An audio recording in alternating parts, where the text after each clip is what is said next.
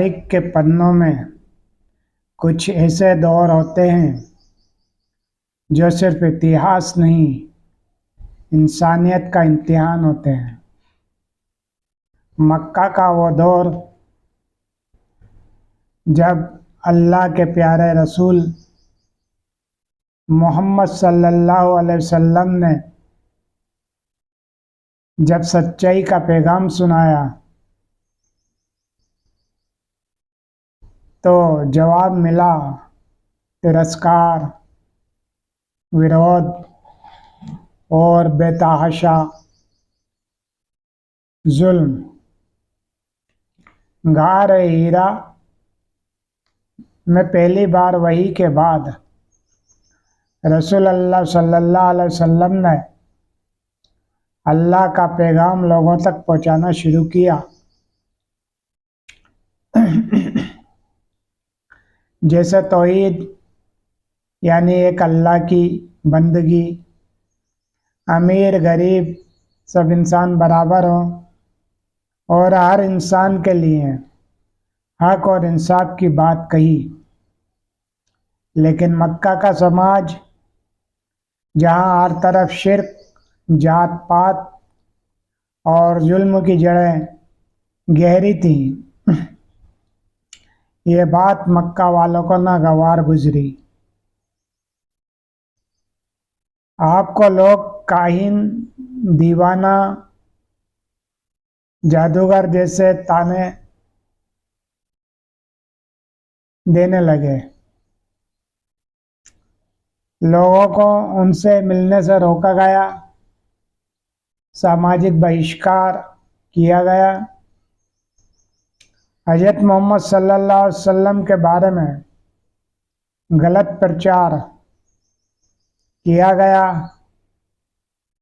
कि वे अपने बाप दादा के धर्म से लोगों को भटका रहे हैं। कुरैश के सरदारों ने विरोध शुरू कर दिया, कभी ताने मारे, कभी झूठी कहानियां फैलाई और कभी खुलेआम अपमान किया। मक्का की गलियों में चलना भी मुश्किल कर दिया। लेकिन आपने कभी किसी के लिए बद्दुआ नहीं की, सिर्फ सब्र किया। पैगंबर के मानने वालों पर भी जुल्म किया गया। हजरत बिलाल रहमतुल्लाह अलैह को तपती रेत पर लेटाकर सीने पर पत्थर रखे गए, लेकिन इनकी जुबान से अहद अहद के सिवा कुछ न निकला। हजरत सुहेब, अम्मार, यासिर और सुमैया रहमतुल्लाह अलैह पर बर्बरता की सारी हदें पार कर दी गई। सुमैया रजी अल्लाह अन्हा इस्लाम की पहली शहीदा बनी। हर एक सहाबी ने इस दौर में सब्र और इस्तिकामत की मिसाल पेश की। हजरत सुमैया को नजराने देकर ललचाने की कोशिश की गई, लेकिन उन्होंने जान दे दी पर तौहीद न छोड़ी। अम्मार और यासिर रजी अल्लाह अन्हा को जबरदस्त शारीरिक यातनाएं दी गईं। यासिर भी शहीद हो गए।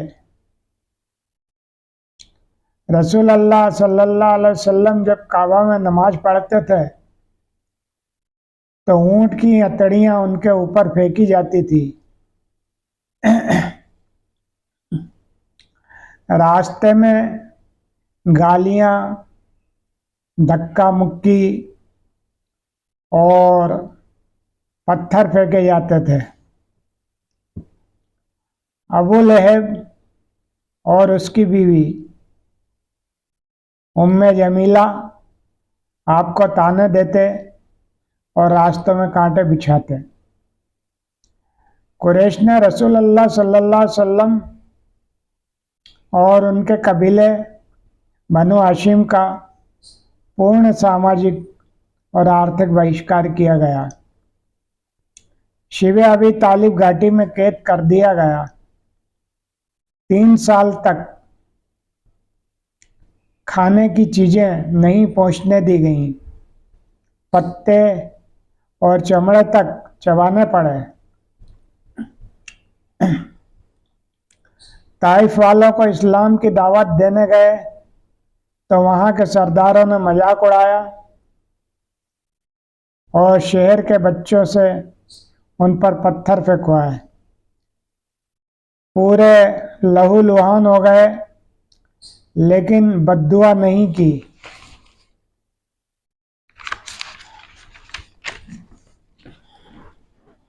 सिर्फ दुआ की, या अल्लाह, अगर तू मुझसे राजी है तो मुझे किसी तकलीफ की परवाह नहीं। आमुल हुज़्न यानी दुखों का साल। इस साल हजरत खदीजा रदी अल्लाह अन्हा और अबू तालिब की वफ़ात हुई। दोनों रसूल सल्लल्लाहु अलैहि वसल्लम के बड़े सहारा थे। इसलिए इस साल को आमुल हुज़्न यानी दुखों का साल कहा जाता है। कुरैश ने रसूल सल्लल्लाहु अलैहि वसल्लम को मारने का प्लान बनाया। हर कबीले से एक नौजवान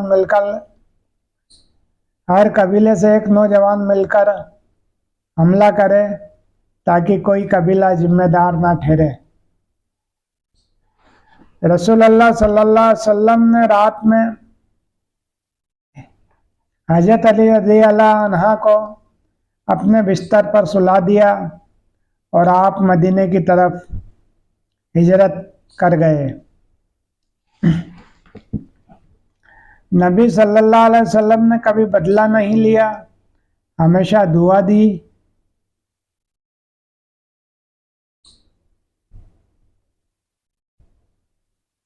रहमत का रास्ता अपनाया। ये मुसीबतें इंसानियत के लिए सब्र, माफ़ी और यकीन का पैगाम है।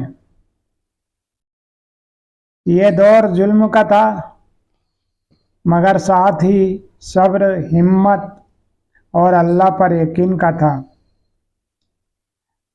मक्का में विरोध की आंधी उठी, लेकिन रसूलुल्लाह सल्लल्लाहु अलैहि वसल्लम की तबलीग की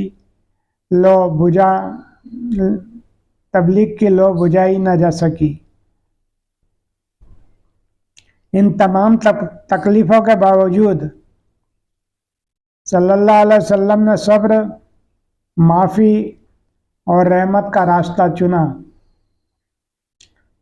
उनकी ज़िंदगी पूरी इंसानियत के लिए सब्र, उम्मीद और अल्लाह पर भरोसे की सबसे ऊंची मिसाल है।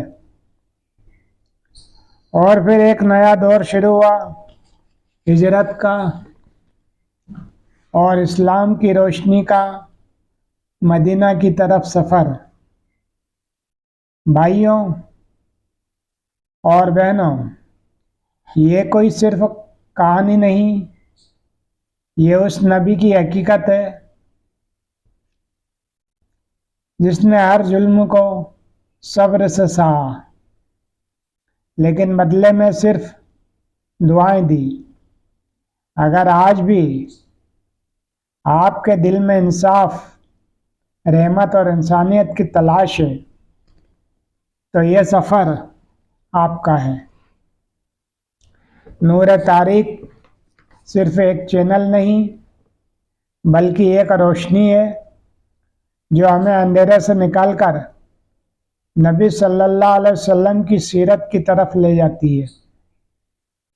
अगर ये वीडियो पसंद आया हो और आपके दिल को इस वीडियो में जो बातें कही गई वो छू गई हो, तो अपने जज्बात कमेंट्स में ज़रूर लिखें। दूसरों तक भी ये नूर पहुंचाने के लिए वीडियो को शेयर करें और इस रोशनी से हमेशा जुड़े रहने के लिए चैनल को सब्सक्राइब करना ना भूलें, क्योंकि ये सिर्फ तारीख नहीं, नूर तारीख है।